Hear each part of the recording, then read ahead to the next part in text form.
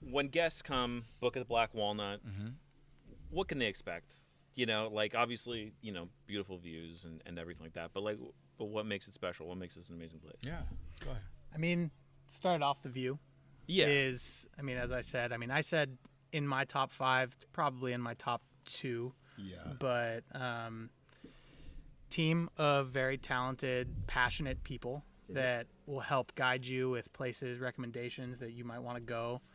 Beautiful rooms. All rooms are different in their own little way. Some rooms have, the more expensive rooms have better views, but every room has its own quirk. Like one room without a view, room 5 has its own personal little garden patio with a fire pit back there. Oh, wow. Yeah. So you're going to be happy with whatever room you end up with. Breakfast every day. Yeah. First and foremost, we're a bed and breakfast on a vineyard. Right. And so, the breakfast we really go for it. A lot of times when you say at a bed and breakfast, it's like continental style. Sure. This will sustain me. Yeah. But scrambled eggs that were scrambled hours ago or whatnot. Yeah. This is a full menu. You sit down, expect to be seated for 45 minutes or an hour. You get your breakfast. Everything that we do is sourced locally. If it is produced locally, obviously we have fresh squeezed orange juice that we're not going to get oranges from Oregon, obviously, but everything, we do have a creative juice that we call it, which is right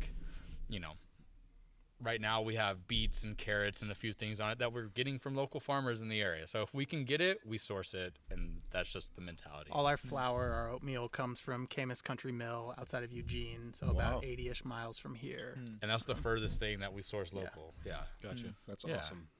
Man, so obviously you do the breakfast every day, but there's more that you do with food. Yeah. So a few of the guest experiences that we do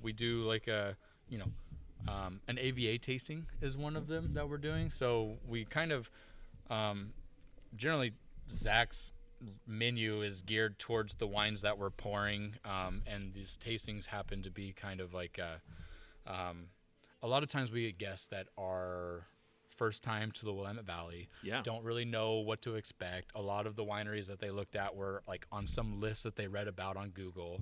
And so the tasting that we do, you get 6 wines, and it's paired to, and it's a tasting of the whole Willamette Valley and each AVA type thing. And so it's really nice to be able to, we have no ties with any of these producers. That's people we like and people we want to support. Yeah. And we go tasting, have a good story. Yeah, have a good story. We go tasting. It's people that we just fall in love with and that are doing something maybe a little bit special or different. And so showcase them and see how we can represent the valley. And then also, if somebody likes that wine, hey, if you like it, cool, go taste there, because this is just one of multiple wines they make that you should probably try. Right. Sure. Absolutely. Yeah, people are here for 2 nights, maybe 3 nights sometimes, and they have 1 day of wine tasting, and you can do maybe 3, 4 in a day. Yep.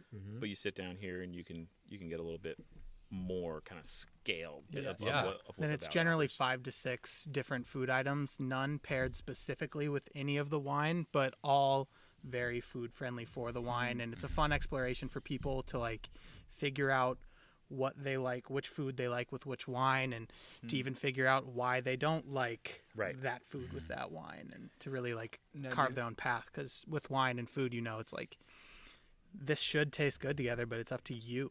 If you like it together, then cool. It's totally subjective. Yeah. Now, do you have to be a guest at the Black Walnut to experience this tasting, or?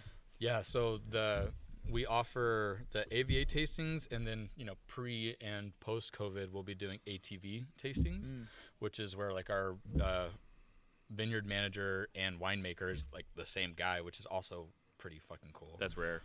Super rare.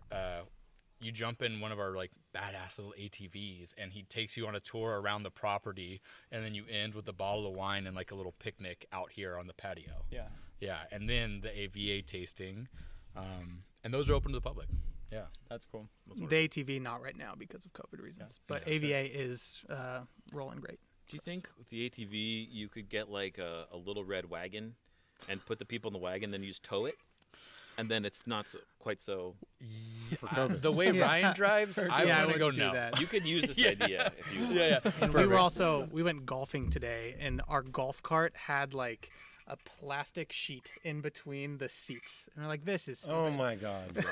Well, good thing. Yeah, Yeah, it totally stopped COVID. Yes. Oh, yeah. Yeah. Is that just a frog? Yeah. Awesome. Yeah. Hey, trying to become famous. Yeah. We are actually outside and not. In front of Yeah, the green no, screen. exactly. Yeah, Yeah. totally. It's Nature, natural. exactly. It's well, we can be unmasked and we can let the air flow. Yeah. So, frog, we'll just deal with you. But okay, so you also do some dinners and stuff too, right? Yeah. So this is like one of those twofold things. Pre-COVID, it's pretty much starting high season, which Memorial Weekend is kind of what we equate that to. We start doing dinner series, and in the spring and early summer, we do like a winemaker series, where we'll pick a winemaker, usually we know or we're friends with or something. Somebody who isn't a huge dick and you Well, yeah. work with. Well, it literally started with us, like, it was winter and we're bored, and we're like, we want I'm to fermenting cook everything. food. I can't ferment anything else. What are we gonna do? There's nothing growing. We don't know what's happening, and so like we're literally like, hey, here's some of our winemakers. Ryan, our vineyard manager, has worked really closely with a lot of local winemakers. And so we're like, hey, you know anybody that would want to bring some wine? We'll cook some food, and we'll just invite some friends. And so this little friend invite dinner thing evolved into now what we call the winemaker series, which is usually 5 or 6 wines paired to a 5-course dinner. We'll meet with the winemaker, They'll taste us through it. taste us through the take wines. notes. Yeah. That sounds like fun. Yeah. I mean, Jay McDonald was one of your. Done Jay. We've done Robert Britton, which was a fun one. Yeah. Izzy It's nice to have people who can put on a show. Eveningland. Yeah. Some of these winemakers, some of them love a crowd. Yeah. Like people who will just sit there and fawn on their every word. Yeah. And some people some of the winemakers just eat that Except up. Robert. Oh yeah. Others. No. Yeah. And then you Robert's get really the shy around winemakers crowds. that until you start talking about wine, they're shut down. But Yeah. the second Right. wine's mentioned, it's like brighten up Come and alive. they're up, they're talking, they're walking, they're doing exactly. gestures, Yeah, they don't want talking pH levels, and everybody's like, I don't know what you're talking about, but I love you, Right? Yeah. Yeah.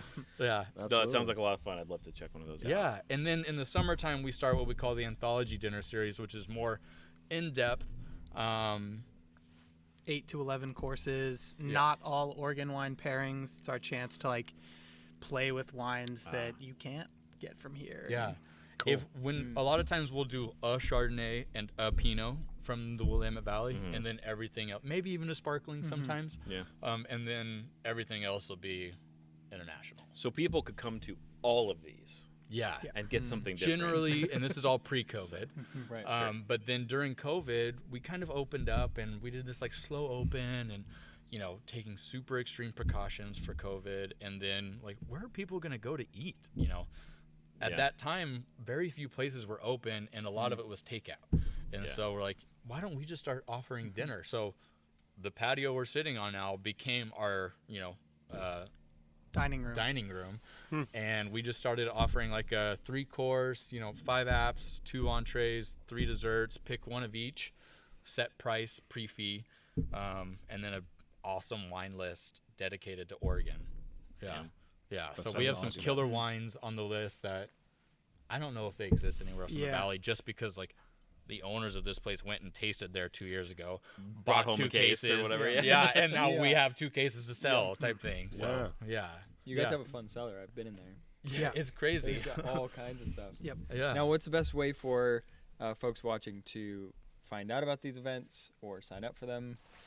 Get on our newsletter, definitely. Yeah, quick email yeah. to stay at the Black Walnut Vineyard.com or The Black Walnut Vineyard? Black Singular. Walnut Vineyard Singular.com. Okay. Or just get on the website because a lot of this information's on the website. Yeah. Gotcha. Yeah. Okay, so I've been up here before, and I've heard rumors about things happening. What can you tell me about exciting changes at the Black Walnut in the future? Can you spill beans on anything? Stefan wants the tea.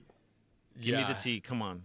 Well, I mean, as of right now, we are kind of in this right now we're a 9-room inn on a vineyard, but also hopefully potentially looking to expand a little bit. Not quite sure what that means as of right now, but you know, bright future type thing. Yeah. Yeah. It's exciting. Yeah. So theoretically, if I say any more, I'm gonna get sued and lose We're on my NDAs. job. Yeah. Yeah. all right. Well, you have this is a beautiful property, Thank you. incredible food program, tons of potential. Yeah. Obviously, love it up here.